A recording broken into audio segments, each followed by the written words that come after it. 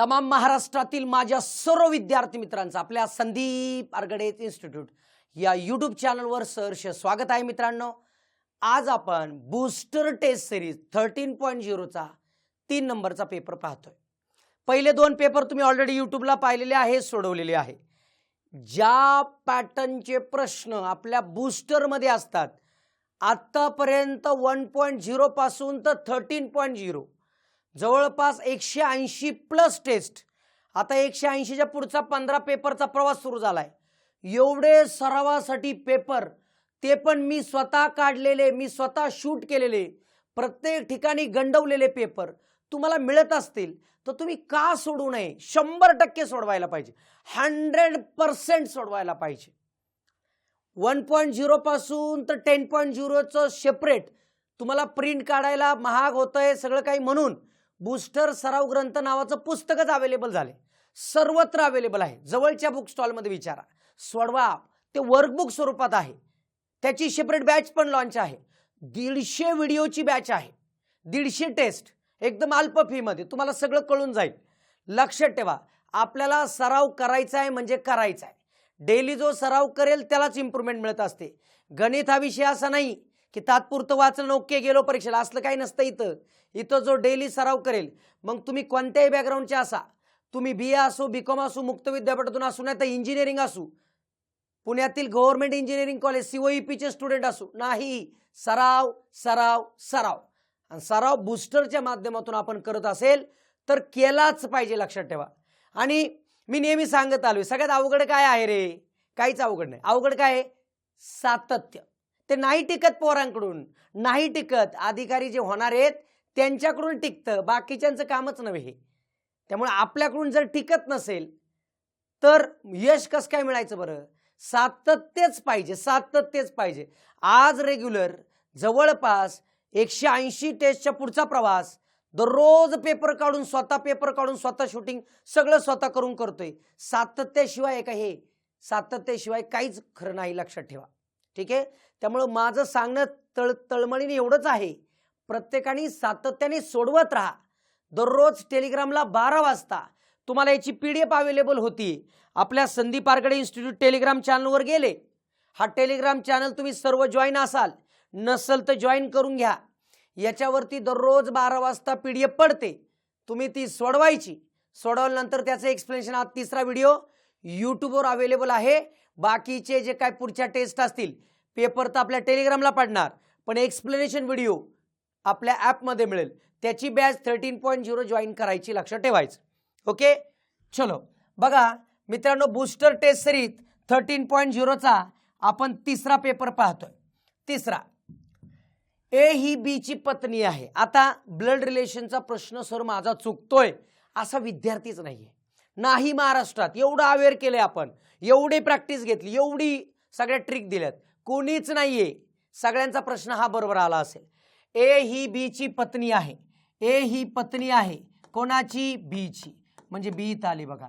A ही पत्नी आहे B ची, म्हणजे B पतिदेव झाले, ठीक आहे, ठीक आहे। बघा, असून A ही B ची पत्नी असून ती C ची आई आहे, C ची आई आहे, C आई आहे, C ची आई आहे, बर, C ची आई आहे। D ही B ची मुलगी, कोण? D ही B ची मुलगी, D ही मुलगी कोणाची? B ची, D ही मुलगी फिमेल, B ची। E हा D चा पती आहे, E हा पतिदेव कोणाचा? D चा पतिदेव आहे।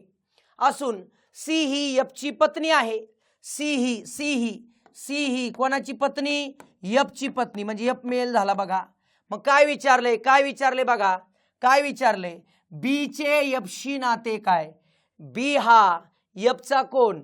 पत्नीचे वडील, म्हणजेच कोण? सासरे।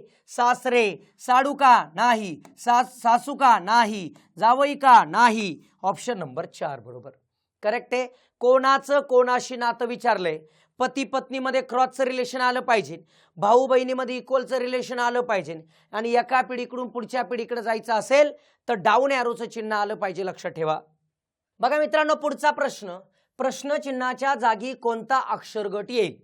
म्हणजे ॲनालॉजी आहे, पहिला अक्षरगटाहून दुसरा अक्षरगट जसा तसा तिसऱ्यावरून चौथा, ॲनालॉजी म्हणतात, परस्पर संबंध। अक्षरमालेवरील कोणताही प्रश्न सोडवताना मी कायम सांगतोय, अक्षरमाला A B C D E F G H I J K L M N O P Q R S T U V W X Y Z. बघा मित्रांनो काय आहे, सी पासून एक्स, सी पासून एक्स, वाय पासून B, Y पासून B, X पासून C, X पासून सी, डी पासून डब्ल्यू, डी पासून डब्ल्यू. करेक्ट. मग आता पुढचं टी पासून काय, टी पासून काय जी, म्हणजे पहिली सुरुवात जी. एम पासून काय एन, एमचं एन आहे बघा. झेड पासून काय ए, झेड पासून ए. ई पासून काय, ई पासून व्ही, म्हणजे G N A V, G N A V. Option number 4 बरोबर. बघा पुढचा प्रश्न लेंदी तिसरा प्रश्न टाकलाय. आता तुम्ही सुज्ञ म्हणून काय करायला पाहिजे, प्रश्न स्किप करून पुढे जायला पाहिजे. एवढा लेंदी सोडवायला आपल्याकडे त्या ठिकाणी वेळ नसतो. आणि मी सुरुवातीलाच टाकण्याचा उद्देश काय, तुम्ही तर अडकले पाहिजे, 2-3 मिनिटं तुमचे गेले पाहिजे आणि तुमचे पुढचे प्रश्न राहिले पाहिजे. आपला मेन उद्देश काय, 20 मिनिटाच्या आतमध्ये पहिल्यांदा 15 घे सोपे सोपे, नंतर घे 2-3, एखादे 2 प्रश्न राहिले तर चाऊ दे, पण आपल्याला 18, 17, 19 असे मार्क पडले पाहिजेत. त्यामुळे हा प्रश्न जर तुम्ही सिक्वेन्सने सोडवायचा प्रयत्न केला तर तुमचे प्रश्न राहणार. त्यामुळे हे प्रश्न शेवटी सोडवायला पाहिजे होता. तरी बघा A B C D E F G H M हे वर्तुळ केंद्राकडे तोंड करून बसले. किती लोक आहेत, 9 लोक आहेत. वर्तुळ केंद्राकडे तोंड करून बसलेत. 1 2 3 4 5 6 7 8 9 वर्तुळ केंद्राकडे तोंड करून बसलेले आहेत. चला ॲरो दाखवतो. वर्तुळ केंद्राकडे तोंड करून ॲरो दाखवला, ॲरो दाखवला. ओके. मग काय बघा आता परिस्थिती, वर्तुळ केंद्राकडे तोंड करून बसलेले आहेत. जी हा ए च्या उजवीकडे चौथा आहे. जी हा कोणाच्या, ए च्या उजवीकडे 1 2 3 4 जी. जी मित्रांनो एक नेहमी सवय बघा, मी काय सांगत आलोय, इथं दिलेली लोक 6 पेक्षा जास्त असतील, कितीपेक्षा 6, त्यावेळेस नेहमी आणि नेहमी तुम्ही जर सिक्वेन्सने सोडवायचा प्रयत्न केला लय वेळ जाणार आहे. तुमचा मेन उद्देश काय पाहिजे, 6 पेक्षा जास्त लोक आहे ना.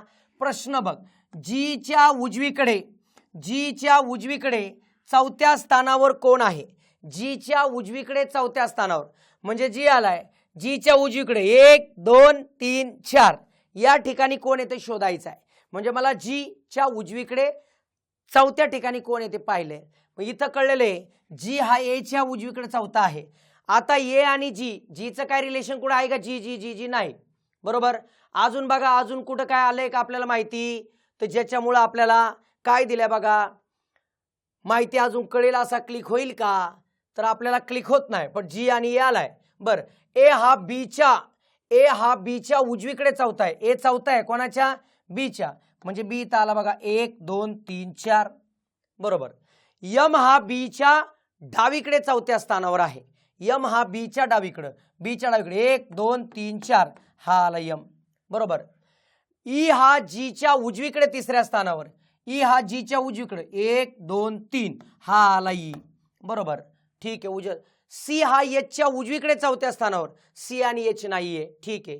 एफ हा ईच्या उजवीकडे बसलाय, एफ इथं. मग माझी नजर काय होती, तर जीच्या उजवीकडे चौथा कोण, 1 2 3 4 एफ. ऑप्शन नंबर 3 बरोबर.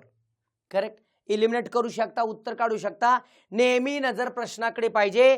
अजून 1 2 तिघांची रचना केलेली नाही, करायची गरज नाही, कारण मी प्रश्न पाहिलाय, प्रश्नाचं उत्तर येत तोपर्यंत मला खाटाटोप करावा लागतो आणि तो केला. तरी सुद्धा लेंदी क्वेश्चन होता, लक्षात आला असेल. बघा पुढचा प्रश्न, मुला मुलींच्या एका रांगेत संजय पहिला असून नेहा शेवटची आहे. म्हणजे हा कोण आला, संजू बाबा, संजय, आणि नेहा जी आहे ती नेहा शेवटी. बघा नेहा शेवटी आहे. मीना बरोबर मध्यावर उभी आहे. नेहा कोण, मीना बरोबर दोघांच्या मध्यावर उभी आहे. राहुल मीना नंतर 6वा आणि नेहापासून 9वा. म्हणजे इथून हा आला कोण, राहुल, म्हणजे इथून 9वा, म्हणजे 8 लोक आहेत बघा. मीना नंतर 6वा, म्हणजे इथं 5 लोक आहे बघा. 5 आणि 1 6, 8 आणि 1 9. बर. आणि संजय पासून 18वा आहे कोण? राहुल. संजय पासून सुरुवातीपासून आहे, संजय पासून 18वा, हे 18वा आहे म्हणजे इथपर्यंत 17 लोक आहेत बघा. म्हणजे तुम्हाला एक गोष्ट कळली का? संजय पासून हा कितवा आहे? 18वा आहे ना. संजय पासून इथं 17, संजूचा 1 क्रमांक, 17 1 क्रमांक, याचा 1 क्रमांक, नेहाचा 1 क्रमांक आणि मध्ये 8 क्रमांक. या सगळ्यांची बेरीज जर पाहिली तर रांगेत एकूण मुलं मुले आहेत. मग 1 आणि 8 9, 9 आणि 1 10, 10 आणि 1 11, 11 आणि 17 किती होतात? 28. ऑप्शन नंबर 3 बरोबर. कळलं कोणापासून काय? हे फक्त अरेंजमेंट करायची होती, बाकी काहीच नाही. अमित शैलेश या दोघांनी शाळेपासून चालण्यास सुरुवात केली, एकाच वेळी सुरुवात केली. अमित 5 किलोमीटर उत्तरेला चालत गेल्यानंतर, ही शाळा आहे बघा त्यांची शाळा, शाळेपासून त्यांनी चालायला सुरुवात केली. अमित 5 किलोमीटर उत्तरेकडे गेला 5 किलोमीटर उत्तरेकडे. नंतर उजव्या बाजूला वळून 6 किलोमीटर गेला, 6 गेला बरोबर. तर शैलेश हा पश्चिमेकडे 7 किलोमीटर गेला, पश्चिमेकडे 7 किलोमीटर गेला. नंतर उजव्या बाजूला वळून 5 गेला, उजव्या बाजूला वळून 5 गेला. ओके. तर अमित आणि शैलेश पासून किती अंतरावर आहे? तर हे 7 आहे, 7 आणि 6 किती? 13. 13 म्हणजे ऑप्शन नंबर 4 बरोबर. बघा मित्रांनो, पुढचा प्रश्न कंपॅरिझन कोडिंगचा प्रश्न घेतला आहे. हॅशटॅगचा अर्थ होतो मोठा नाही, हॅशटॅगचा अर्थ होतो मोठा नाही म्हणजे लहान इक्वल, मोठा नाही म्हणजे लहान इक्वल. पर्सेंटाईलचा अर्थ काय होतो? लहानही नाही समानही नाही म्हणजे मोठा. ॲट द रेटचा अर्थ काय होतो? ॲट द रेटचा अर्थ मोठाही नाही समानही नाही म्हणजे लहान. अँडचा अर्थ होतो मोठाही नाही लहानही नाही म्हणजे अँडचा अर्थ होतो इक्वल. स्टारचा अर्थ होतो लहान नाही, स्टार म्हणजे लहान नाही म्हणजे मोठा इक्वल. झाली कोडिंग प्रत्येक चिन्हाची. आता विधानामध्ये दिलेले अक्षर लिहून घ्यायची. MKRN, MKRN, MKRN यांच्यामध्ये कोणकोणती चिन्ह बसतात ती बघूया. यम आणि के मध्ये कोणतं चिन्ह आहे? पर्सेंटाईल. पर्सेंटाईलचा अर्थ होतो ग्रेटर दॅन. के आणि आर मध्ये अँड आहे, अँडचा अर्थ होतो इक्वल. आर आणि एन मध्ये ॲट द रेट आहे, याचा अर्थ होतो लेस. मग इथं पाहून मी नेहमी सांगत आलोय, दोन चिन्ह जर विरोधातले असतं त्यांचं कधीच जमणार नाही. यम आणि एनचं कधीच जमणार नाही, दुसरा तर गेलाच. विरोध जिथं दिसला तिथं गेलाच. बर, यम आणि आरचं जमू शकतं का चेक करायचंय. पर्सेंटाईलचा अर्थ होतो मोठा, यम मोठा आहे कोणापेक्षा? आर पेक्षा. आर 10वीत घ्या, के पण 10वीत आणि 11वीत. यम हा मोठा आहे आर पेक्षा बरोबर, म्हणजे फक्त एकच बरोबर, ऑप्शन नंबर 1 बरोबर. बघा पुढचा प्रश्न. IPLच्या 20 सामन्यामध्ये वैभव सूर्यवंशीने 1840 धावा काढल्या, परंतु एका सामन्यात तो 0 वर बाद झाला. तर इतर सामन्यातील त्याच्या धावांची सरासरी काय? खरं तर सरासरी काढत असताना 1840 हे जे काय आहे ह्याला भागिले 19 करावं लागणार. का? कारण एका सामन्यात ते 0 वर बाद झालाय, 19 ने भागायचं. आता 19चा पाडा यावा लागतो त्यासाठी. 19 9 171, 19 9 171, राहिले किती? 13, 130 झालं. 19 5 95, 19 सक किती होतात? 19 सक 114, 19 7 19 7 किती होतात? तर 133, पण 19 सक म्हणजे 96 पॉईंट समथिंग येणार. ऑप्शन नंबर 4 बरोबर करेक्ट. म्हणजे लक्षात ठेवा, 19चा पाडा म्हणून यांचा भागाकार करून जो काय आकडा इथं दिसतोय 96 पॉईंट समथिंग, ऑप्शन नंबर 4 बरोबर. बघा पुढचा 8वा प्रश्न थोडासा ट्रिकी, थोडक्यात वेळ खाऊ.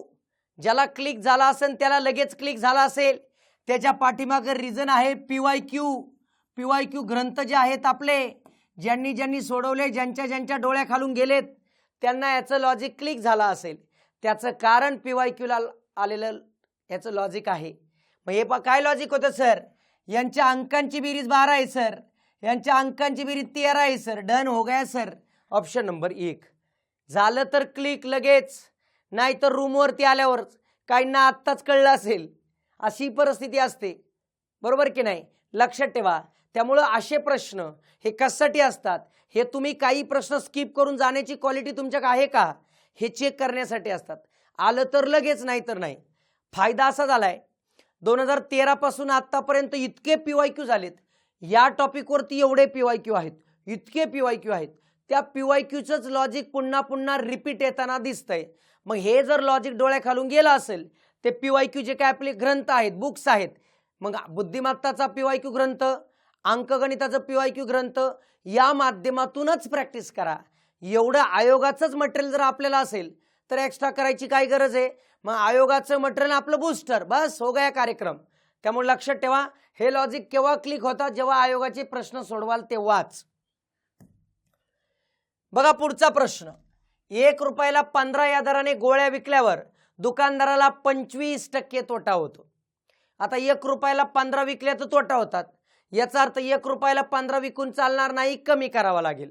म्हणजे लक्षात ठेवा, 15 विकल्यामुळं 25% तोटा म्हणजे 75% रक्कम मिळते.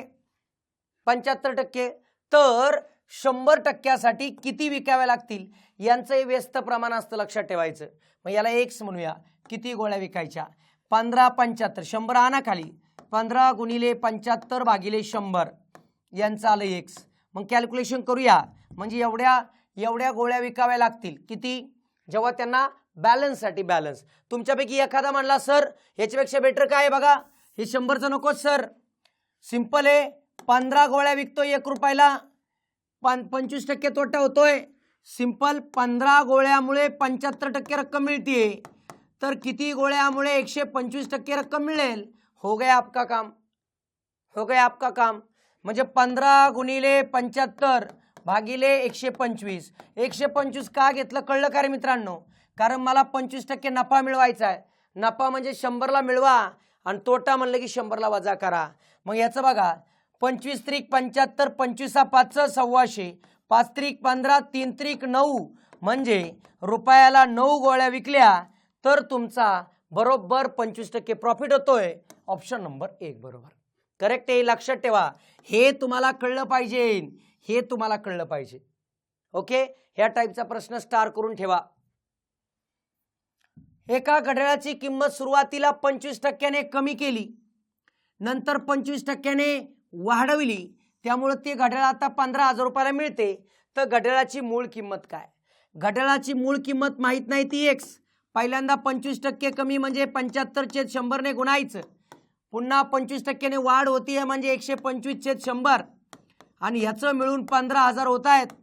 तर आपल्याला मूळ किंमत काढायची. चला, एक्स बरोबर 15,000 गुणिले 100 गुणिले 100 भागिले 75 गुणिले 125. कॅल्क्युलेशन करूया. बघा, 25 त्रिक 75, 25 चौक 100, 25 चौक 100, 25 5 125, 3 5 15, 3 5 15, म्हणजे 15 1 15, म्हणजे 1000 गुणिले 4 गुणिले 4, 4 चौक 16, म्हणजे 16,000 ही त्याची मूळ किंमत असणार. ऑप्शन नंबर 1 बरोबर. वाढ होत असेल तर प्लस करायचं, घट होत असेल तर मायनस करायचं. 1 ते 90 पर्यंतच्या क्रमवार संख्यातील 5ने भाग जाणाऱ्या सर्व संख्यांतून ज्यात 5 हा अंक आहे अशा संख्या काढून टाकल्या तर किती संख्या उरतील.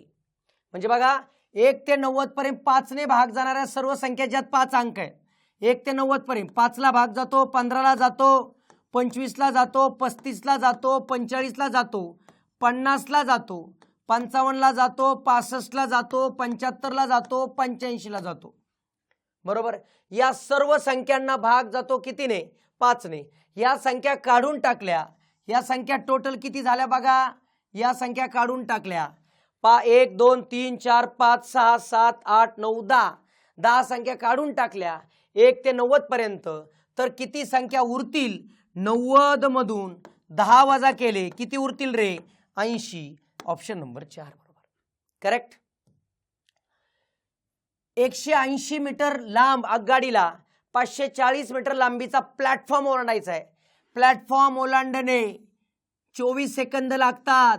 तर गाडीचा वेग किती, डिश करो विश करो डिश टीव्ही. डी म्हणजे काय मित्रांनो, एक्स प्लस वाय असतो. जेव्हा आपण प्लॅटफॉर्म ओलांडतो लक्षात ठेवा ही गोष्ट. आता एक्स म्हणजे ट्रेनची लांबी किती आहे 180, वाय म्हणजे कोणाची लांबी प्लॅटफॉर्मची 540, किती वेळ लागतो 24 सेकंद गुणिले व्ही. मग यांच्यामध्ये विचार करा, हे पण मीटरमध्ये आहे 0, 8 आणि 4 12, चाला 1, हे आले 7 बरोबर 24 गुणिले व्ही. 24 इकडे गुणिले इकडे जाऊन भागिले 720 भागिले 24 म्हणजेच व्ही. चला पटकन भाग देऊया. 24 त्रिक 72 म्हणजे 30. व्ही बरोबर 30 metre per second. 30 metre per second. लगेच टिक न करू रे बाबांनो, इथं किलोमीटर पर आवर आहे, हाय की नाही ट्रॅप. ह्याचं रूपांतर करायचं किलोमीटर पर आवर मध्ये. 30 गुणिले 18/5, 5 सक 30, 18 सक अष्टोदर्श 108 किलोमीटर पर आवर.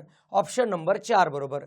इथं तुमचं जे काय मेजरमेंट आहे, जे काय युनिट आहे, जे काय एकक आहेत, त्यांच्यावर तुमचं बारकाईने लक्ष आहे का हे पण मी चेक केलं. इथं घाई तुम्ही करताय का, एकला टिक करताय का? ज्यांनी ज्यांनी एकला टिक केले त्यांनी कमेंट करून सांगा, सर ये गलती अभी हो गई, बार बार नहीं होगी सर, आगे से नहीं होगी सर. हे जरा कमेंट करून सांगा. चुका होऊ द्या, जो चुकतो तोच शिकतो, लक्ष ठेवायचं. बघा मित्रांनो, पुढचा प्रश्न. साहिल व त्याचे वडील यांच्या आजच्या वयांचे गुणोत्तर 5:60 आहे. जर त्यांच्या वयांची बेरीज 91 वर्ष असेल तर त्यांची आजची वय काय? म्हणजे मी साहिलचं जर वय काढायचं म्हणलं ना मित्रांनो, साहिलचं, तर मी कसा काढेल माहिती आहे का?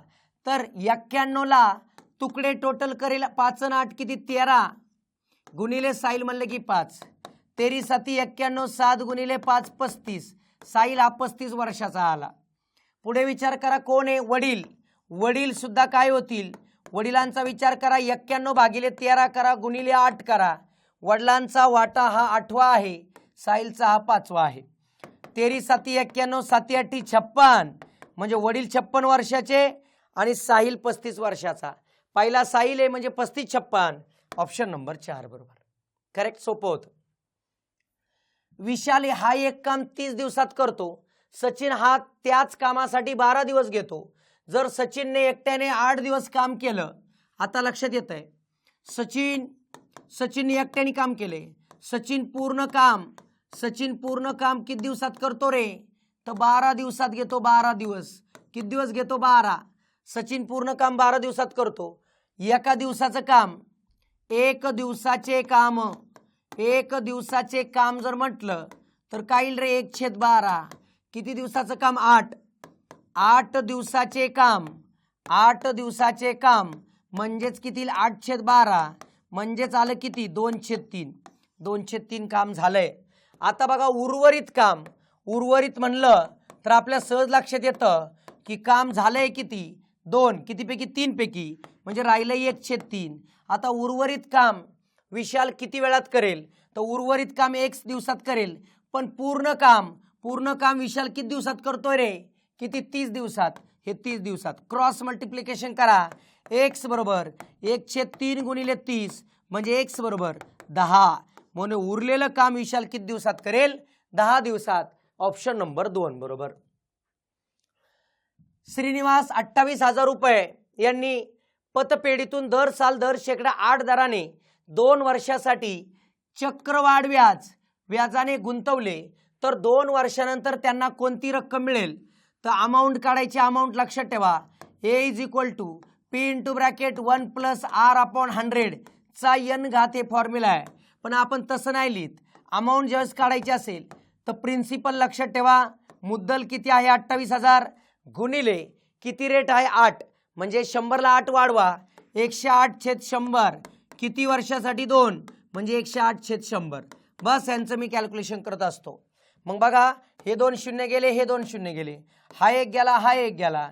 आता वर्षांचा गुणाकार करा. 28 गुणिले 108 गुणिले 108 भागिले किती? 10. मग इथे सहज एकक स्थानच्या आकड्यावरून सुद्धा उत्तर काढता येतं. 8 8 8 64 आणि 8 8 8 8 8 8 यांचा गुणाकार जर केला, 64 गुणिले 8 जर केलं तर एकक स्थानी 2च आकडा येणार आहे. 2 इथंही नाही. हो गया सर. लक्षात ठेवा, एवढं कॅल्क्युलेशन अपेक्षित नाही पेपर सेटरला. तुम्हाला छोट्या छोट्या गोष्टी माहीत आहे का हे इथं चेक केलंय मी. एकक स्थानच्या आकड्यावरून सुद्धा उत्तर काढू शकता. ऑप्शन 2 बरोबर. 9:15 वाजता घड्याळाच्या तास काटा व मिनिट काटा यांच्यातील कोण किती? मित्रांनो, कोण कसा काढला जातो? 30 गुणिले तास वजा 11/2 गुणिले मिनिटे. करेक्ट आहे. तुमचा तास काटा आणि मिनिट काटा यांच्यातील कोण काढायचा फॉर्म्युला. या फॉर्म्युल्यातून पहिला कोण येईल ते जर उत्तरामध्ये असेल तर ठीक, नाही तर दुसरा काढायचा 360 मध्ये वजा करून. 30 गुणिले तास, 30 गुणिले तास, तास किती रे 9 वजा 11/2 गुणिले मिनिटं किती रे 15, म्हणजेच 9 त्रिक 27 270 वजा यांचा गुणाकार करा. चला 15 1 15, चला 1 15 1 15 1 16/2 म्हणजे 270 वजा यांचा भागाकार करू. 82 16 2 4.5 म्हणजे 270 मधून 82.5 वजा केले तर किती येतात बघा 187.5 येतात. ऑप्शन नंबर 4 बरोबर. करेक्ट. एका खोक्यात 3 पांढरे 4 काळे 5 लाल चेंडू आहेत.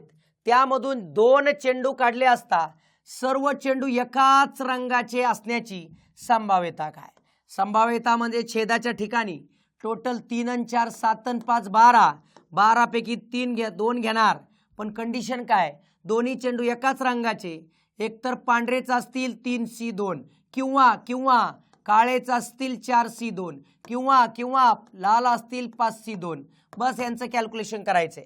मित्रांनो, जेव्हा असा 1चा डिफरन्स असतो तेव्हा 3चा आकडा लिहितो प्लस यांचं काय होईल रे 4 गुणिले 3/2 प्लस यांचं काय होईल रे 5 गुणिले 4/2 यांचं काय छेदा ठिकाणी 12 गुणिले 11/2. चला कॅल्क्युलेशन करूया. काय होईल? बे के बे बेदुने 4, बे के बे बेदुने 4, बे के बे बेसक 12. मग काय आलं बघा 3 प्लस बेत्रिक 6 प्लस 5 दुने 10 छेदाच्या ठिकाणी 6 गुणिले 11 66. वर्षांची बेरीज केली 19/66. भाग दोघांनाही जात नाही. ऑप्शन नंबर 3 बरोबर. लक्षात ठेवा 2 मिळवायचे ते त्या पद्धतीने प्रोबॅबिलिटी. बघा मित्रांनो, पुढचा प्रश्न. खाली दिलेल्या प्रश्नात जर दिलेल्या गणितीय चिन्हात पुढील प्रमाणे बदल केला, म्हणजे जिथे मायनस आहे तिथे भागिले घे, जिथे प्लस आहे तिथे गुणिले घे, जिथे भागिले तिथे मायनस घे, जिथे गुणिले तिथे प्लस घे, तर उत्तर काढ. मग 67 प्लस प्लसचा अर्थ काय होतो? प्लसचा अर्थ काय होतो? प्लसचा अर्थ गुणिले 119. वजाचा अर्थ काय होतो? वजाचा अर्थ काय होतो? वजा बघा, वजा म्हणजे भागिले किती 17. गुणिलेचा अर्थ काय होतो? गुणिलेचा अर्थ होतो प्लस 27. भागिलेचा अर्थ काय होतो? भागिलेचा अर्थ मायनस 259. करेक्ट. सोडवा पदावलीनुसार. पहिला भागाकार करूया. 67 गुणिले 17 7 119 प्लस 27 वजा 259. चला गुणाकार करून घेऊया. 7 7 49 बरोबर 4 आजचा आला. 7 सक 42 आणि 4 42 आणि 4 46 प्लस 27 वजा किती आलं 259. ओके, मग यांची बेरीज करावा लागेल.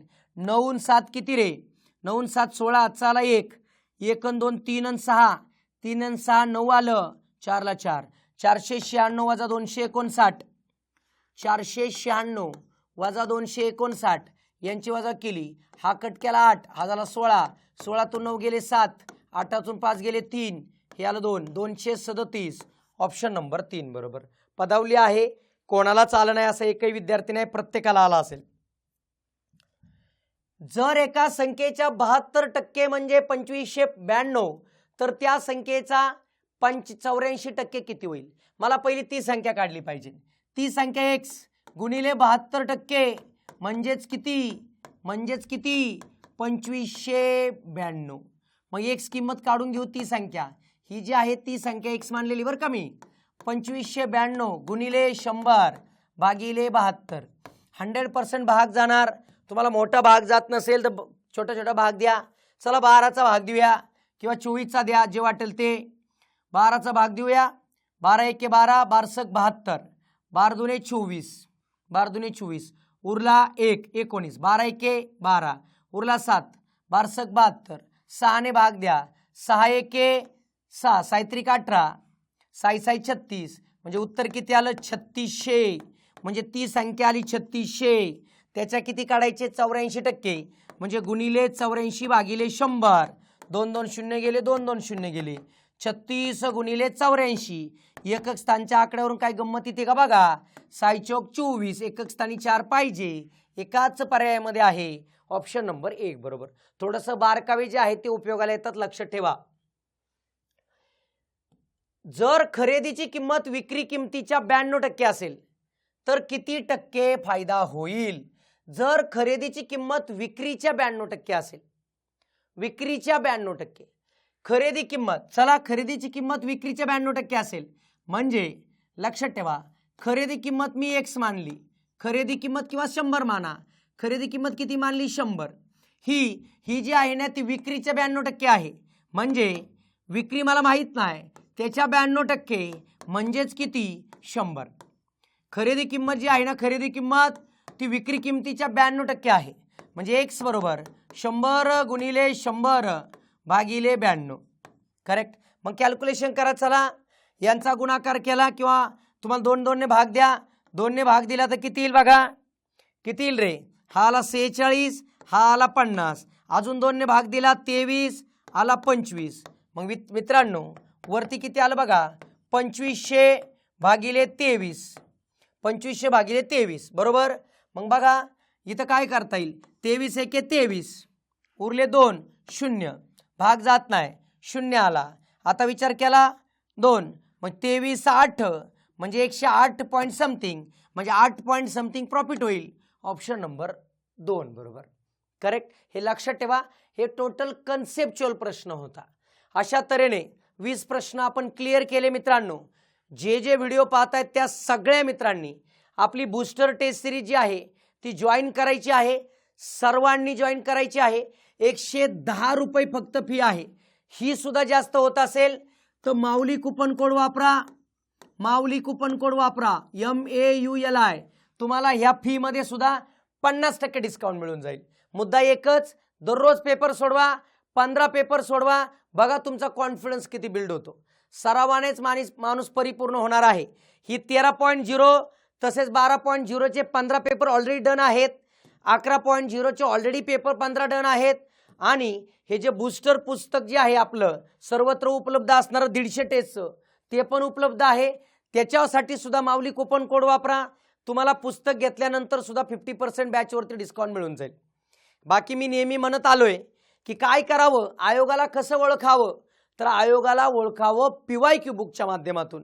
मग ही PYQ बुक सगळ्यांकडे असतीलच, ज्यांना लेट इन्फॉर्मेशन मिळते. सांगण्याचा उद्देश एकच, काही जणांना बरेच वेळा मला फोन किंवा मेसेज येतात, सर मला अगोदर जर माहीत असतं तर असं झालं असतं, त्यापेक्षा बेटर सांगतोय. त्यामुळं ज्यांच्याकडे नाही त्यांनी ही गोष्ट लक्षात ठेवायची. हे बूस्टर, बाकी बॅचेसबद्दल तुम्हाला माहिती आहे. अशा तऱ्हेने आपल्या 13.0चा तिसरा पेपर आपण यूट्यूबवरती आणि ॲपवरती पण पाहिलाय. बाकीचे पेपर टेलिग्रामला तर मिळतील, पण त्याचं एक्सप्लेनेशन आपल्या ॲपमध्ये मिळेल. त्यामुळे भेटूया 4थ्या टेस्टच्या एक्सप्लेनेशनमध्ये आपल्या ॲपमध्ये. धन्यवाद.